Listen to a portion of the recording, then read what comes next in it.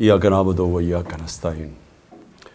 मेरे पाकिस्तानियों, आज मैंने फ़ैसला किया इस बड़े अहम मौके पे आपसे बात करने का, क्योंकि हमारा मुल्क वो उस मोड़ पे अल्लाह ने ला के खड़ा कर दिया है हमारे माल की वजह से कि अगर हम अब सही फ़ैसले नहीं करेंगे तो वो अपनी तबाही के रास्ते पे निकल जाएगा।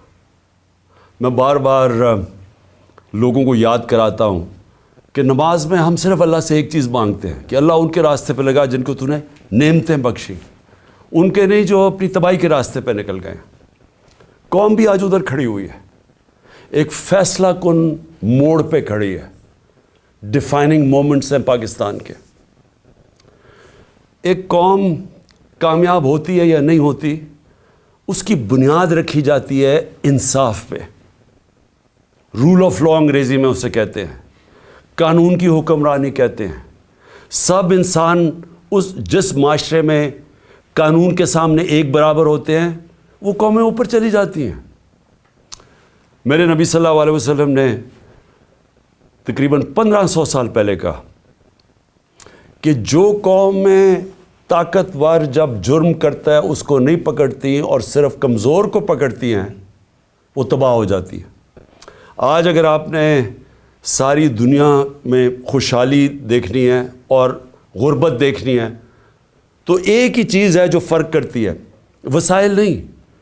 जो कौमें खुशहाल है वहाँ कानून की हुक्मरानी है, रूल ऑफ लॉ है, इंसाफ है। और जो तबाह है वो सारी वसाइल के बावजूद जंगल का कानून है, ताकत की हुक्मरानी है, माइट इज़ राइट है। जो ताकतवर फैसला करता है उस मुल्क की अदालतें उसके साथ खड़ी हो जाती हैं। अदालतों का काम होता है कमज़ोर और ताकतवर को एक बराबर रखना। हज़रत अबू बकर जब खलीफा बने, पहली तकरीर उनकी कि मैं ताकतवर और कमज़ोर को एक बराबर करूँगा। हज़रत उमर खलीफा बने, उन्होंने वाज़े तौर पे कहा कि मैं इंसाफ करूँगा, कोई ताकतवर कानून से ऊपर नहीं है। हज़रत अली खलीफा बने, पहली स्टेटमेंट, सबकी मिशन स्टेटमेंट थी, मैं इंसाफ करूँगा। तो मेरे पाकिस्तानियों, आज हम उधर खड़े हुए हैं कि एक तरफ एक ताकतवर टोला माफियाज जिनको आदत पड़ी हुई है कानून के ऊपर रहने की, जब अदालतें उनकी बात नहीं सुनती, डंडों से सुप्रीम कोर्ट के चीफ जस्टिस को अटैक करके भगाया इन्होंने। फिर पैसे चलाए बाकी जजेस के ऊपर, ब्रीफ केस चले, कोयटा बेंच को खरीदा गया, टेलीफोन कर करके फैसले लिए कि जज साहब इसको फलाने को इतनी कैद करना। आदत पड़ी हुई है इनको कि अपने जजेस अपनी जुडिशरी को कंट्रोल करें। कोई इंसाफ इस मुल्क में ना आने दें, क्योंकि जो ताकतवर मुजरिम होता है वो हमेशा अपने आप को कानून से ऊपर रखना चाहता है। मार्शल लॉ लगता था, कानून ख़त्म, इंसाफ ख़त्म।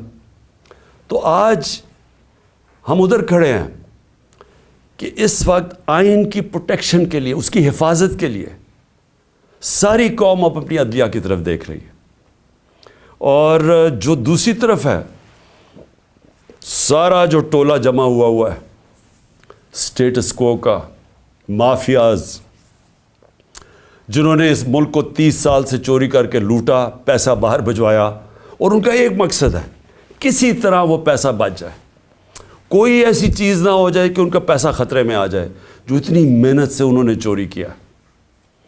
पहले जनरल मुशर्रफ ने एनआरओ दिया इनको, सारे जो 2 पाकिस्तान का पैसा था, सारे माल का यहाँ से चोरी होकर पैसा गया था, सारे माल ख़रीदा। स्विट्ज़रलैंड में $60 मिलियन पड़े हुए थे, एक एनआरओ दे के उनको माफ़ कर दिया।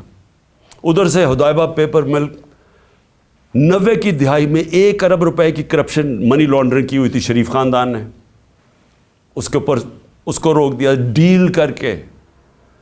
कोई जनरल मुशर्रफ या किसी जनरल को इख्तियार ही नहीं दिया हुआ, कोई आइन इख्तियार नहीं देता कि आप कौम का पैसा, करप्शन कौम का पैसा होता है।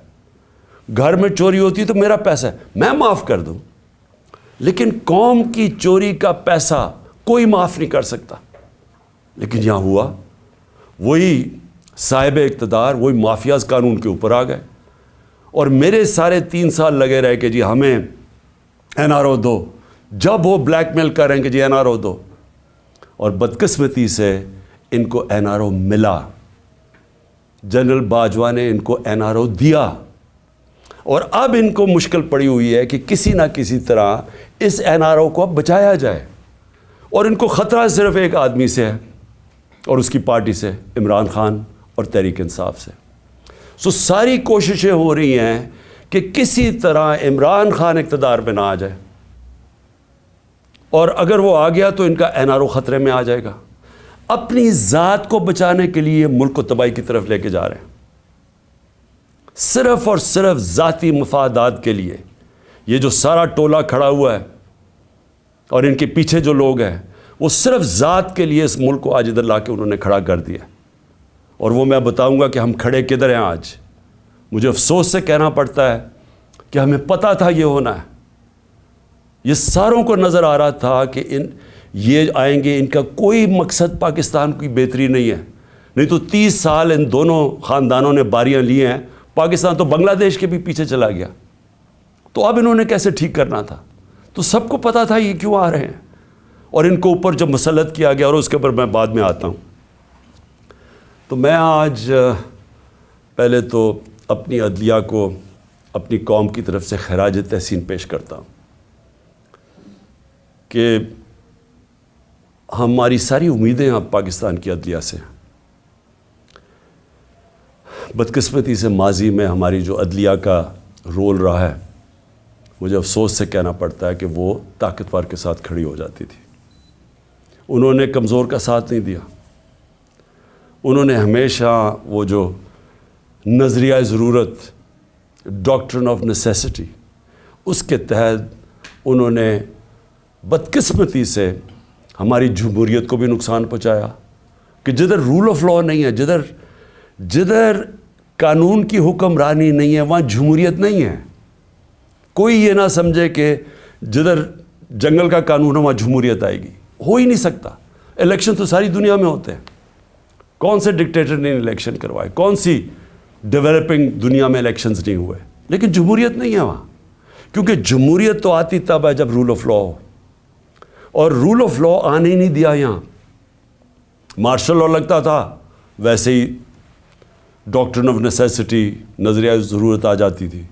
اور نہیں تو جب یہ دو جماعتیں آئی ہیں, انہوں نے اپنے آپ کو قانون کے اوپر رکھنا تھا, تو انہوں نے بھی عدلیہ کے نظام کو چینج کیا. جو ڈنڈے مار کے چیف جسٹس سجاد علی شاہ کو اس کے اٹیک کیا سپریم کورٹ کو, وہ ایک جمہوری حکومت نے کیا تھا, مارشل لاء نے نہیں کیا.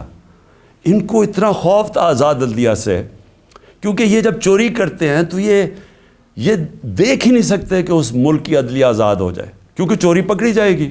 اور وہی سجاد علی شاہ کر رہے تھے, جسٹس سجاد علی شاہ, اور انہوں نے اس کو اٹیک کر کے ہٹایا گیا. ججز خریدے, بغاوت کروائی سپریم کورٹ میں, صرف اپنی چوری بچانے کے لیے. اور آج بھی ہم وہاں کھڑے ہیں کہ یہ پورا ہماری عدلیہ کے اوپر زور لگا رہے ہیں. ہر قسم کا اب یہ بلیک میل کریں گے, ہر قسم کی ان کی ایک ہی کوشش ہوگی کہ پاکستان کی عدلیہ پھر ان طاقتور کا, ان چوروں کا ساتھ دے. اور اس کے لیے بلیک میل کر رہے ہیں. اور ہر قسم کی, میں اپنی قوم کو کہنا چاہتا ہوں, تیاری کریں آپ. انہوں نے ہر قسم کا پریشر ڈالنا ہے عدلیہ پہ, جو انہوں نے ماضی میں کیا ہے. اور انہوں نے ہر قسم کی کوشش کرنی ہے کہ پاکستان کا آئین جو واضح طریقے سے کہتا ہے کہ 90 دن کے آگے الیکشن نہیں جا سکتی. 90 دن کے بعد یہ 2 کیئر ٹیکر گورنمنٹس, ان کے اوپر وائلیشن ہوگی آئین کی. ان کے اوپر یہ بالکل ان کا جو 900 کے ایک دن کے بعد, 90 کے ایک دن کے بعد, 90 دنوں کے بعد, ایک دن کے بعد یہ حکومتیں غیر آئینی ہو جائیں گی. ان کے کوئی آرڈرز نہیں سننے چاہیے کسی بھی بیوروکریٹس کو, کسی پولیس والے کو, کیونکہ قانون ان کو, آئین ان کو اجازت نہیں دیتا. تو جو اس ملک کی, میں قوم کو صرف آج سب سے پہلے تو یہ بتانا چاہتا ہوں کہ اپنی عدلیہ کے ساتھ ہم نے کھڑے ہونا ہے. ان کو ہماری ضرورت پڑے گی کیونکہ ابھی سے ہی ان کے خلاف سٹیٹمنٹس آنی شروع ہو گئی ہیں. ان کو پریشر ڈالنے کی کوشش کی گئی ہے. جبکہ آئین واضح ہے اس کے باوجود یہ کہنا یہ کوشش کر رہے ہیں. اور یہ جو 2 مافیا فیملیز اس ملک کے اوپر مسلط ہوئی ہیں, یہ سارا وقت ان کا یہ نہیں کہتی, ان کو شرم بھی نہیں آتی یہ کہتے ہوئے, یہ اصل میں یہ کہتے ہیں کہ ہم قانون سے اوپر ہیں. نواز شریف کہتے ہیں میرے سے بڑا ظلم ہوا ہے, مجھے نکالا گیا. 1.5 سال اس کے اوپر تفتیش کی گئی سپریم کورٹ, اس کے بعد JIT, اس کے بعد ثابت ہوا اس کی کرپشن کا کہ 4 لندن میں بڑے بڑے فلیٹ جو پینما کے انکشاف میں سامنے آئے تھے, جو کسی ہم نے نہیں نکالے. انٹرنیشنلی ان کو اللہ کی پکڑ تھی, ان کے فلیٹ سامنے آ گئے جو ہمیشہ کہتے تھے ہمارے نہیں, ماننے پڑے ہمارے ہیں, اور عدالت میں بتا ہی نہیں سکے کہ پیسہ کدھر سے آیا.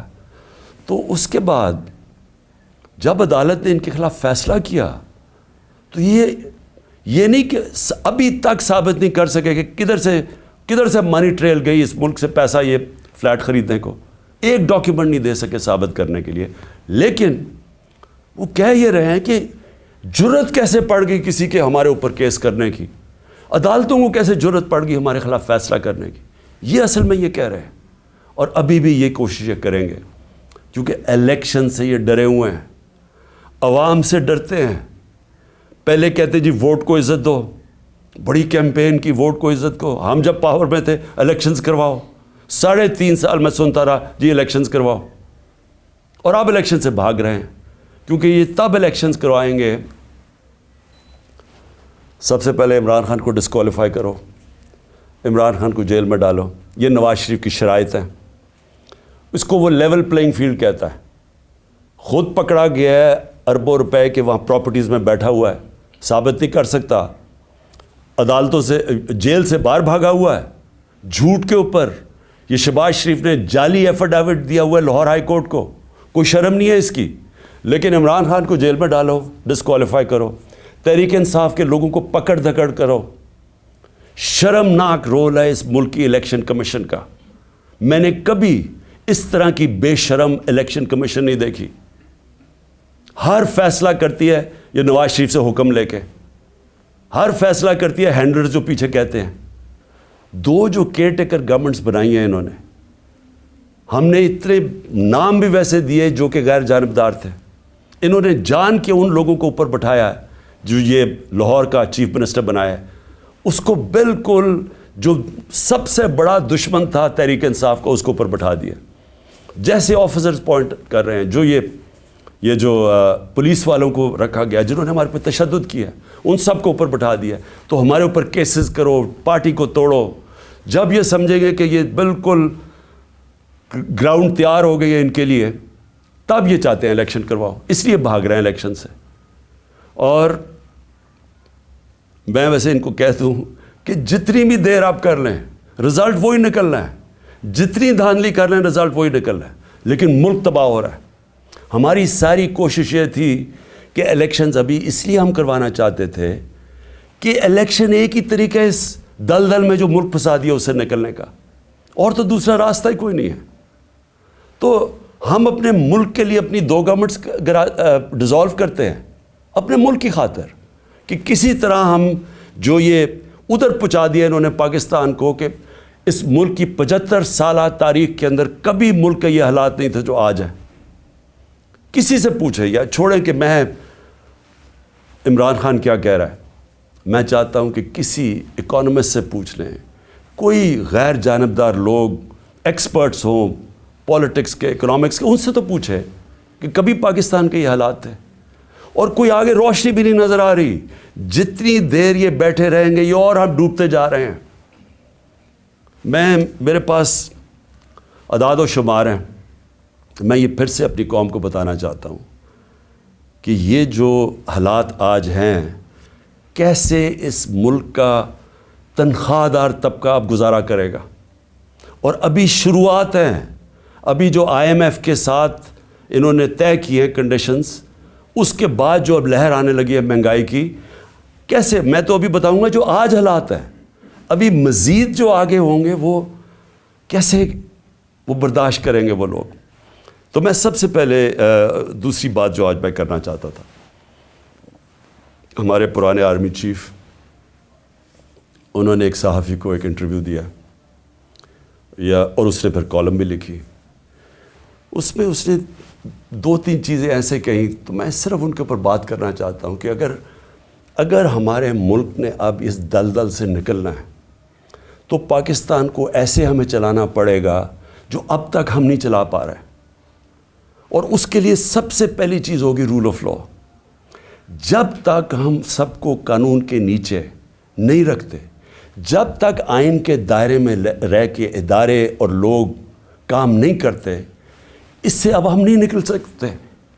میں پھر سے کہہ رہا ہوں, ایک ہے نعمتوں کا راستہ, وہ بالکل مختلف ہے. ایک ہے تباہی کا راستہ, اس طرف ہم نکلے ہوئے ہیں. تو یہ جو آرمی چیف نے, ایکس آرمی چیف نے باتیں کی, سب سے پہلے تو مجھے حیرت ہوئی کہ اس نے کہا جی عمران خان ملک کو تباہی کی طرف لے کے جا رہا تھا. میں نے عمران خان سے ملک کو بچانا تھا تو تسلیم کر لیا کہ اس نے فیصلہ کیا تھا گورنمنٹ گرانے کا, جو میں اور ساری قوم کو ویسے ہی پتہ ہے. لوگوں کو تو اب سوشل میڈیا کا زمانہ ہے, وہ آخری رات جس دن وہ میں نے کہا تھا کہ کوئی رہ تو نہیں گیا, تو اس دن رات کو تو سب قوم کو پتہ چل گیا تھا کہ کون تھا پیچھے اس کے. وہ ارشد شریف شہید نے بڑی زبردست بات کی, وہ کون تھا, تو سب کو پتہ تھا وہ کون تھا. لیکن یہ نہیں میں سوچ رہا تھا کہ وہ تسلیم ہی کر جائے گا کہ وہ میں تھا. اور اس نے کہا کہ بڑے برے حالات تھے پاکستان کے اور تباہی کی طرف جا رہا تھا. تو پہلے تو اس نے اکانومی کی طرف کہا, پھر اس نے فورن پالیسی کی طرف کہا کہ امریکہ بڑا ناراض تھا, امریکہ خوش نہیں تھا عمران خان سے, اور فورن پالیسی کا بھی وہ ایکسپرٹ تھا. پھر اس نے سیاست کی بھی کوئی باتیں کی, بڑا لمبی بات چیت کی. پھر وہ شوکت ترین کے اوپر کہہ دیا کہ اس نے اکانومی تباہ کر دی. تو اکانومی کا بھی ایکسپرٹ, پالیٹکس کا بھی ایکسپرٹ, فورن پالیسی کا بھی ایکسپرٹ وہ. دیکھیں یہ آگے جو میں اب ملک کو آگے کا سوچ رہا ہوں نا کہ ملک آگے کیسے بڑھے گا. دیکھیں یہ ایک آدمی کے پاس جب اتنی زیادہ پاور آ جاتی ہے, جو پاور اس جنرل باجوہ کے پاس تھی کہ سپر کنگ تھا, سب کے اوپر بیٹھا ہوا تھا, سارے فیصلے اس کے. گورنمنٹ تب تک ٹھیک, یعنی گورنمنٹ کے کام تب تک ہوتے تھے جب تک جنرل باجوہ فیصلہ کرے کہ ہاں یہ ٹھیک ہے. لیکن اگر میں عمران خان کہہ رہا ہے کہ اس ملک میں احتساب ہونا چاہیے, جو 30 سال سے ملک کو چوری کر رہے تھے, جن کے پرانے کیسز بنے ہوئے ہیں, سوائے شہباز شریف کے 2 TT کیس اور وہ جو اس کا FIA میں مقصود چپڑاسی والا کیس تھا 16 ارب کا, اور TT کا 8 ارب, جو اوپن اینڈ شٹ کیسز تھے, ان کے علاوہ تو سارے پرانے کیسز تھے. لیکن جب باجوہ صاحب نے فیصلہ کر لیا کہ احتساب نہیں ہوگا, تو احتساب نہیں ہو سکتا, کیونکہ اس نے اس پہ تسلیم بھی کر دیا کہ نیب کو بھی وہ کنٹرول کرتے تھے. سو نیب بھی ان کے ہاتھ میں تھی, تو اکاؤنٹیبلٹی اگر وہ نہیں فیصلہ کرتے تو نہیں ہو سکتی, کیونکہ سپر کنگ ہیں وہاں بیٹھے ہوئے. اس سے کیا چیز سامنے آئی کہ ایک آدمی کو جب اتنی زیادہ پاور مل جائے, لیکن اس کو کوئی پوچھنے والا نہیں ہے, کوئی چیک نہیں کر سکتا. تنقید تو عمران خان کی ہوتی تھی ہر دوسرے دن, ہر روز ٹی وی پہ گالیاں سن رہا ہوں, تنقید ہو رہی ہے. پنچنگ بیگ تو میں تھا, پاور وہ لے کے بیٹھے تھے. فیصلہ جو کرنا ہے وہ, اگر وہ فیصلہ میں کوئی پالیسی وہ مانتے تھے تو وہ ہو جاتی تھی. اور خوش قسمتی سے کرونا کے اوپر ہم ایک پیج پہ آ گئے, کیونکہ ہم نے بڑا فیصلہ کیا کہ سمارٹ لاک ڈاؤن ہونا. ہم اپنے لوگوں کو تباہی میں نہیں ڈالنے لگے, کیونکہ غریب نے کچھ نہیں جانا تھا. اگر ہم لاک ڈاؤن کر دیتے غریب نے مر جانا تھا. تو ہم نے بڑا فیصلہ کیا تھا, تو اس میں انہوں نے سپورٹ کی, تو وہ تو ٹھیک چلتا گیا, بلکہ بڑا اچھا کام ہوا. اور بھی کام تھے. میں بار بار کہتا ہوں کہ بڑا ایشو بن سکتا ہے پولیو کا پاکستان میں, اس کے اندر بارڈر ایریاز میں بہت مدد کی انہوں نے. پھر ٹڈی کا آ گیا تھا, وہ جو لوکسٹ کا تھا, مدد کی اس میں. لیکن جدھر فیصلہ کیا کہ احتساب نہیں ہونا, اور ان کے فیورٹ شہباز شریف تھا, آپ شہباز شریف کو کچھ نہیں کر سکتے تھے.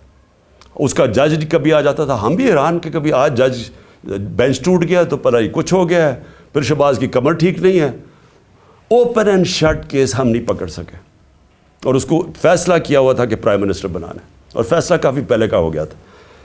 کہنے کا میرا مقصد یہ ہے کہ آج جدھر پاکستان کھڑا ہے، ذمہ دار تو وہ آدمی ہے جس نے یہ فیصلہ کیا کہ اب گورنمنٹ گرانی ہے، عمران بڑا خطرناک ہے، لیکن قوم آج سارا اس فیصلے کی، قوم جو تباہی ہوئی ہے ملک کے اندر، اب قوم اس کا بوجھ برداشت کر سکتی ہے، تو کوئی پوچھنے والا نہیں ہے، کوئی انکوائری نہیں ہوگی کہ اس نے کس طرح فیصلہ کیا۔ ہر دنیا کے اندر جب بھی کوئی ذمہ داری لیتا ہے، اسی کے پاس اتھارٹی ہوتی ہے اور اسی سے پوچھا جاتا ہے، وہ آنسربل ہوتا ہے۔ لیکن یہ آدمی آنسربل ہی نہیں کسی کا، جو مرضی فیصلہ ٹھیک ہو گیا تو کریڈٹ لے لیا، میں نے یہ کر دیا، جب غلط ہوا تو ذمہ دار عمران خان تھا۔ اور آج کون ذمہ دار ہے؟ میرا سوال یہ ہے کہ چلتی ہوئی اکانومی کو جو آج اس نے یہاں پہنچایا ہے، اس کا کون ذمہ دار ہے؟ یہ کہتے ہیں نا جی کہ بڑے برے حالات تھے۔ میں آپ کو IMF فروری 2022 میں، آج سے 1 سال پہلے، پاکستان کی اکانومی کے اوپر وہ کامنٹ کرتے ہیں، سمری بناتے ہیں، ایگزیکٹو سمری۔ وہ کیا کہتا ہے؟ 4 چیزیں کہتا ہے پاکستان کی۔ 1 سال پہلے، ہماری حکومت گرانے سے 1.5 مہینہ پہلے، وہ کہتا ہے کہ پاکستان کی اکانومی واز گروئنگ فاسٹ، تیزی سے ہماری دولت میں اضافہ ہو رہا تھا۔ سسٹینیبل، کہ یہ سسٹین کر سکتی تھی، یعنی یہ ایک ون آف نہیں ہے، یہ کوئی تکا نہیں لگا، یہ سسٹین کرنی تھی، یعنی اسی طرح چلتے رہنا تھا۔ اور اس میں وہ کیا کہتا ہے، یہ بھی ذرا سنیں۔ وہ کہتا ہے کہ 7 سالوں کے اندر پاکستان کی جو مڈل کلاس میں اضافہ ہوگا، یعنی جو مڈل کلاس، جن کے حالات بہتر ہوں گے، وہ 6 کروڑ لوگ اوپر جائیں گے، مڈل کلاس بنیں گے پاکستان کی۔ IMF کہہ رہا ہے۔ پھر کہتے ہیں انکلوسو۔ انکلوسو کا کیا مطلب ہے؟ کہ صرف امیر نہیں ہو رہا، انہوں نے کہا کہ سارا آبادی اس کے اندر شامل تھی۔ غریبوں کے لیے ہیلتھ کارڈ، لانسٹ جو کہ دنیا کی لیڈنگ میڈیکل جرنل ہے، جو ان کے ساری دنیا کے ٹاپ ڈاکٹرز وہ جرنل پڑھتے ہیں، جس کو لانسٹ کہتے ہیں، لانسٹ پاکستان کے ہیلتھ کارڈ کی تعریف کر رہا تھا۔ اور وہ تعریف اس لیے کر رہا تھا کہ پہلے تو یہ نچلے طبقے کو پہلی دفعہ ایک انشورنس ملی کہ غریب گھرانہ کسی بھی ہسپتال میں جا کے اپنا 10 لاکھ تک علاج کروا سکتا تھا۔ یہ انہوں نے لانسٹ لکھتا ہے کہ ہمارے سے بہت امیر ترین ملکوں کے پاس بھی یونیورسل ہیلتھ کوریج نہیں تھی جو پاکستان میں تھی۔ اور اس کا جو دوسرا کیا پہلو تھا کہ ہمارے جو پرائیویٹ سیکٹر ہے، جو دیہاتوں میں نہیں جاتا، جو ہمارے گورنمنٹ ہاسپٹلز ہیں، وہاں دیہاتوں میں ڈسٹرکٹ ہاسپٹلز خالی پڑے ہوتے ہیں، ڈاکٹرز نہیں جاتے، نرسز نہیں جاتے، وہاں سارے بیچارے ادھر سے اٹھ کے لوگ آ جاتے ہیں ڈویژنل ہیڈ کوارٹرز یا بڑے شہروں میں۔ تو پہلی دفعہ پرائیویٹ سیکٹر دیہاتوں میں جا رہا تھا، انہوں نے چھوٹے چھوٹے ہاسپٹلز بنانے شروع کر دیے ہیلتھ کارڈ کی وجہ سے۔ تو ایک ہیلتھ کوریج کا نیٹ ورک بن رہا تھا پاکستان میں، جو کہ انہوں نے آ کے ختم کیا۔ اور کیوں کیا؟ کیونکہ وہ مریم کی وہ آڈیو لیکس، اس میں وہ کہتی ہے کہ عمران خان کو فائدہ نہ ہو جائے، اپنے تو کھانسی بھی ہو اور وہ زکام بھی ہو تو باہر چلے جاتے ہیں سارا ٹبر علاج کروانے کے لیے، تھوڑی سی چیز ہو پتہ چلتا ہے جی اب پھر لندن پہنچ گئے علاج کروانے کے لیے۔ اور کوئی ایسا دو دنیا میں صرف ملک ہیں جو کہ مریم بی بی کا صرف علاج ہو سکتا تھا، وہاں اور کوئی دنیا میں ہو ہی نہیں سکتا تھا۔ لیکن عام آدمی کا کبھی سوچا کہ غریب گھرانے کے اندر جب ایک بیماری آ جاتی ہے تو پتہ ہے کہ ان کے اوپر کیا گزرتی ہے؟ سارا خاندان غربت کی لکیر کے نیچے چلا جاتا ہے۔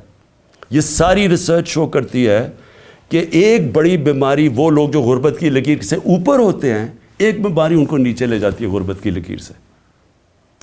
تو انہوں نے آ کے وہ ہیلتھ کارڈ ختم کیا جو کہ ہمارا، جب وہ کہتے ہیں نا سسٹین، جب انکلوسو کا مطلب ہوتا ہے کہ وہ ساری قوم کو لے کے، جب ملک میں دولت میں اضافہ ہو رہا ہے تو لوگوں کو بھی ساتھ ہم لے کے چل رہے تھے۔ پھر احساس پروگرام، دنیا نے ایکنالج کیا پاکستان کا احساس پروگرام جو نچلے طبقے کے لیے تھا۔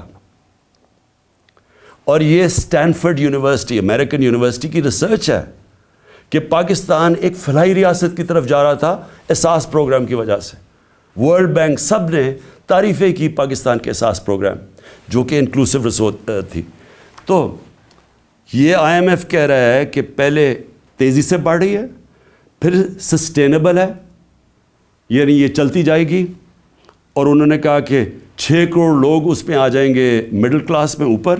پھر وہ کہتا ہے انکلوسیو ہے, کہ وہ صرف ہم نے امیروں کا نہیں سوچا, نیچے سے بھی اٹھا رہے ہیں, جس میں کامیاب پاکستان بھی تھا, کامیاب جوان تھا نوکریاں دینے کے لیے, اور جاب رچ, کہ ہم روزگار پیدا کر رہے ہیں, یعنی ہم نوکریاں دے رہے تھے, امپلائمنٹ بڑھ رہی تھی پاکستان میں.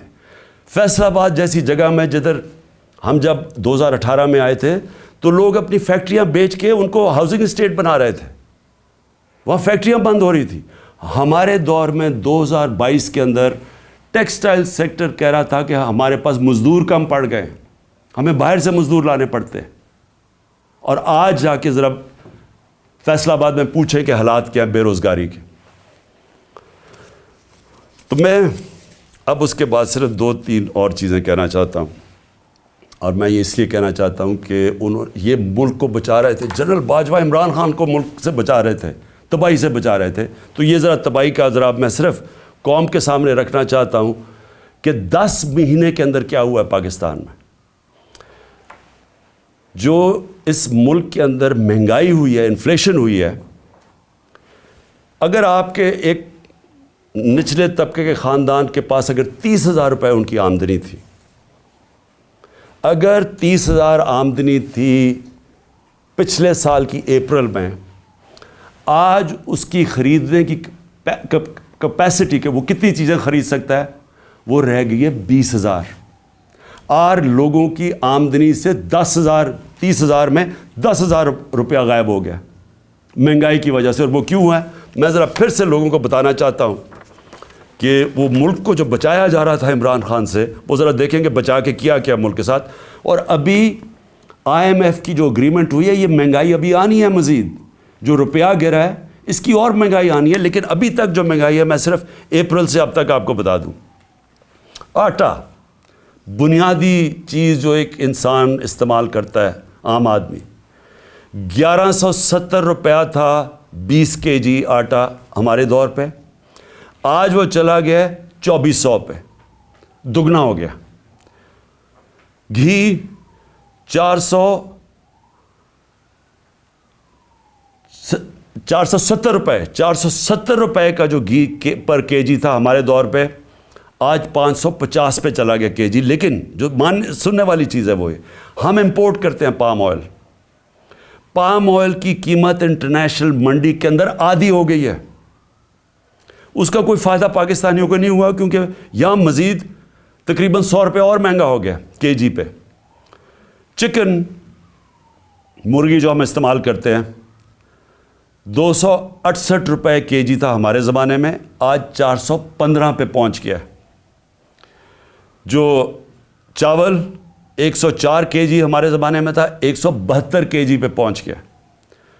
پیاز, جو عام آدمی پیاز اور روٹی کھانے والے لوگ ہیں, 62 روپے کلو تھا پیاز, آج پہنچ گیا 225 روپے کلو. دودھ, جو بچوں کے لیے بہت ضروری ہوتا ہے, بچوں کی ہڈیوں کے لیے, 117 روپے لیٹر تھا, آج 153 روپے لیٹر پہنچ گیا. جو عام آدمی استعمال کرتا ہے, کیونکہ گیس صرف جو پہنچائی جاتی ہے گھروں میں, وہ صرف 27% گھروں میں گیس پہنچائی جاتی ہے پائپ کے ذریعے, باقی لوگ سلنڈر استعمال کرتے ہیں. تو جو ہمارے زمانے میں 2470 روپے سلنڈر تھا, 2470 روپے کا سلنڈر, وہ آج 3400 روپے پہ پہنچ گیا, 3400 روپے پہ. بجلی 16 روپے یونٹ ہمارے دور میں تھا, آج 36 روپے یونٹ پہ پہنچ گئی ہے. پٹرول 150 روپے کا تھا, آج 250 روپے پہ پہنچ گیا. ڈیزل 145 روپے کا تھا, 263 روپے پہ پہنچ گیا. ڈالر, اور جس کی وجہ سے بہت جو مہنگائی آ رہی ہے, 178 روپے ڈالر تھا ہمارے دور میں, آج 270 پہ پہنچ گیا. اور اس کا بھی ایفیکٹ آنے والا ہے. میں اس لیے بھی آج یہ اپنی قوم سے کہنا چاہتا ہوں کہ دیکھیں آگے جس طرح ملک چلے گا، بند کمروں میں ایک آدمی فیصلہ کرے گا تو یہی نتیجہ ہوگا۔ اس کے پاس اتنی پاور ہے کہ وہ عقل کل بن گیا، ہر چیز کا وہ ہر فن مولا بن گیا۔ فارن پالیسی تو وہ جانتا ہے، اکانومی وہ سمجھتا ہے، شوکت ترین کے اوپر وہ کامنٹ کر سکتا ہے کہ جی وہ شوکت ترین نے یہ کیا تو وہ کیا۔ آپ کو پتہ کیا ہے اکنامکس کا؟ اور آپ بتائیں نا کہ اب یہ جو اکانومی پہنچی ہے اب اس کے کون ذمہ دار ہے؟ اور پھر پولیٹیکل سچویشن کے اوپر وہ بات کر رہا ہے کہ جی فلانے کو چیف منسٹر ہٹا دو تو اس کو لگا دو، جس کو لگا رہا ہے وہ لینڈ مافیا کا حصہ ہے انہیں اس کو لگا دو، ویسے سب کر رہا ہے لیکن ذمہ داری کوئی نہیں ہے۔ ذمہ داری عمران خان کی ہے جو کہ پنچنگ بیگ بنا ہوا تھا۔ تو پہلے تو پاکستان نے جو آگے بڑھنا ہے یہ اس کے اوپر ہمیں سوچنا پڑے گا کہ ایسے ملک پاکستان یا کوئی اور ملک ایسے آگے نہیں چل سکتا، اور ساروں کو آئین کے بیچ میں رہ کے چلنا پڑے گا۔ اگر ہم نے اس ملک کو بچانا ہے ان حالات سے، تو یہ صرف کوئی اکانومی کا ماہر نہیں بچا سکتا۔ اوور آل جو پولیٹیکل اکانومی کہتے ہیں، اس ملک کی گورننس سسٹم کیسے ٹھیک کرنی ہے۔ سب سے بڑے جو ہمارے پاکستان کو جو اس دلدل سے نکال سکتے ہیں وہ اوورسیز پاکستانی۔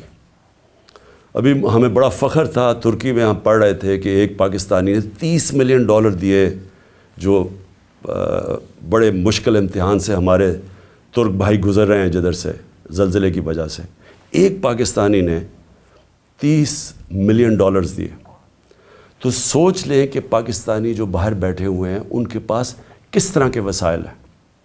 میں کئی ایسے پاکستانی جانتا ہوں، اگر ہم ملک کا یہاں ماحول گورننس ٹھیک کر لیں یا رول آف لاء لے آئیں، ان کو اعتماد ہو جائے ہمارے انصاف کے نظام پہ، کانٹریکٹ انفورسمنٹ، کہ اگر وہ سرمایہ کاری کرتے ہیں تو وہ ان کا کوئی قبضہ نہیں ہو جائے گا، ان کے گھروں پہ قبضہ، فلیٹوں پہ قبضہ، جس طرح کے پلاٹس پہ قبضہ ہوتا ہے۔ وہ اعتماد کی ضرورت ہے، اور جس وقت ہم نے اپنا نظام ٹھیک کر لیا وہ اپنی انویسٹمنٹ لے کے آئیں گے۔ اس وقت صرف ریمیٹنسز ہم لے کے آئے تھے، سرمایہ کاری وہ نہیں کرتے پاکستان میں، وہ دبئی چلے جاتے ہیں کیونکہ ان کو وہاں اعتماد ہے ان کے سسٹم پہ، لیکن پاکستان سے وہ وہاں نہیں کرتے کیونکہ اعتماد نہیں ہے۔ اور اعتماد اس لیے نہیں ہے کہ ایک آدمی فیصلہ کر کے گورنمنٹ گرا دیتا ہے، ایک دم پالیسیز چینج ہو جاتی ہیں۔ جس ملک میں سرٹنٹی نہیں ہے، پولیٹیکل سرٹنٹی نہیں ہے، وہ کبھی بھی اس ملک میں وہ اس طرح کی سرمایہ کاری اور خوشحالی نہیں آ سکتی۔ تو ہم نے پاکستان کو جو نکالنا ہے اس میں ہم نے اپنی اکانومی ٹھیک کرنے کے لیے سب سے پہلے اپنا گورننس سسٹم ٹھیک کرنا ہے، ایک سرٹنٹی لے کے آنی ہے، ایک پریڈکٹیبلٹی جو انگریزی میں کہتے ہیں، یعنی جو آج سرمایہ کاری کرے اسے پتہ تو چلے کہ ملک آگے 5 سال کس طرح جائے گا۔ اس کے لیے سب سے پہلا قدم صاف اور شفاف الیکشن ہے۔ جب تک ہم صاف اور شفاف الیکشن نہیں کرواتے، ملک کے اندر استحکام نہیں آتا، جب تک پولیٹیکل سٹیبلٹی نہیں آتی، اکانومی سٹیبلائز نہیں کرتی۔ اور کوئی مجھے آج بتا دے کہ اس کے علاوہ کوئی حل ہے۔ ہمارا مسئلہ یہ ہے کہ ہمارا پالا پڑا ہوا ان لوگوں سے جو ملک کا نہیں سوچ رہے، ان کے پیسے باہر پڑے ہیں، ان کی اربوں ڈالر باہر پڑے ہیں، ان کو کوئی فکر نہیں ہے کہ اگر پاکستان نیچے جاتا ہے تو ان کو کوئی نقصان نہیں ہوتا کیونکہ ان کے ڈالر تو اوپر جا رہے ہیں روپے کے مقابلے میں، ان کو کوئی فرق نہیں پڑتا۔ لیکن جن پاکستانیوں کا جینا مرنا پاکستان میں ہے ان کو بڑا فکر کرنی چاہیے آج کہ اس وقت ہم جدھر کھڑے ہیں یہ ہمارے ان پالیسیز اور ان لوگوں نے مافیاز اپنی چوری بچاتے بچاتے ہمیں گھٹنوں پہ یہ لے آئے۔ ہمارے پاس اب بارگننگ پاور ہی نہیں رہ گئی، ہمارے پاس وہ طاقت ہی نہیں رہ گئی کہ ہم کہیں کہ جی IMF کو کہیں یہ چیز ہم مانتے یہ نہیں مانتے، کیونکہ ہم تو بالکل ادھر پہنچ گئے ہیں کہ انہوں نے پہلے کہا جی ہم IMF کو یہ کر دیں گے، ہم ڈالر 200 سے نیچے لے آئیں گے روپیہ، اور آج کدھر پہنچ گئے ہیں؟ کیونکہ ان کے پاس کوئی روڈ میپ نہیں ہے۔ روڈ میپ ہے وہ شروع ہوگا صاف اور شفاف الیکشن سے، جس سے یہ لوگ بھاگ رہے ہیں، اور ان کے پیچھے جو لوگ بیٹھے ہیں وہ بھی اپنے مفادات کے لیے اس سے بچ رہے ہیں۔ قوم کو میں آج کہنا چاہتا ہوں کہ دیکھیں یہ اصل میں حقیقی آزادی کی ہماری جد و جہد ہے۔ ہم اپنے ملک کو قانون انصاف دے کے فنڈامنٹل لوگوں کو رائٹس دے کے رول آف لا کر کے آزاد کرنا چاہتے ہیں. وہ آزادی تو آتی ہے انصاف سے, اور وہ تب ہوگی جب ہم سب جد و جہد کے لیے تیار ہوں. میں نے جو جیل بھرو تحریک ہے اس کی میں پوری تیاری کر رہا ہوں, اور مجھے خوشی ہے کہ بڑے لوگ رجسٹر کر رہے ہیں اس میں میری انتظار کریں, میں چند روزوں میں یہ اعلان کروں گا, کیونکہ ہم یہ سسٹم دو طرح ہیں, توڑ پھوڑ کر دیں, سڑکوں پہ نکل جائیں, انتشار پھیلا دیں, ہم کر سکتے ہیں, سب سے زیادہ اسٹریٹ پاور ہمارے پاس ہے, لیکن ملک یہ برداشت نہیں کر سکتا. اس لیے یہ پرامن طریقے کا احتجاج ہے جیل بھرو تحریک. ہمیں جو سارا وقت ڈراتے رہتے ہیں جی آج اس کو پکڑ لیا, شوکت ترین کے وارنٹ نکل گئے, کبھی وہ عثمان ڈار کے پیچھے پڑ گئے, جو بولنے والا اس کے پیچھے پڑ گئے, صحافیوں کو ڈرا رہے ہیں, دھمکا رہے ہیں, لوگ یہاں سے باہر بھاگے ہوئے ہیں. معین پیرزادہ وہ باہر بھاگا ہوا ہے, وہ دوسرا ارشد شریف سے جو ہوا, جو ابھی بھی جو سٹریس ڈالتے ہیں کہ تھوڑی سی ادھر سے لائن کراس کر کے آپ یہ تنقید نہیں کر سکتے. یہ اگر تنقید ہوتی تو جنرل باجوہ یہ ظلم نہ کر سکتا پاکستان پہ, اس کے اوپر تنقید ہی نہیں الاؤڈ تھی. پنچنگ بیگ تو ہم بیٹھے ہوئے تھے, وہ جو مرضی کرتا, کوئی پوچھنے والا ہی نہیں تھا. اس لیے اس ملک کے لیے, حقیقی آزادی کے لیے ہم سب کو جد و جہد کے لیے اب تیار رہنا پڑے گا. میں آج سارے اپنے پاکستانیوں کو آخر میں کہہ رہا ہوں, جو نوجوان یہ سوچ رہے ہیں ملک چھوڑ کے جانے کا, آپ سب کو کہہ رہا ہوں, دیکھیں بھاگنے کی کوئی جگہ نہیں ہے. جو قومیں جب تک اپنی آزادی کے لیے نہیں لڑتی, جد و جہد نہیں کرتی, کوئی ان کو آزادی نہیں دیتا. زنجیریں گرتی نہیں ہیں, توڑنی پڑتی ہیں. ہم سب کو تیاری کرنی چاہیے, اور میں پھر سے اپنے ساری پارٹی کو, پاکستانیوں کو کہنا چاہتا ہوں, تیاری کریں جیل بھرو تحریک کی. انشاءاللہ میں چند دنوں میں اس کی اناؤنسمنٹ کروں گا. پاکستان زندہ باد.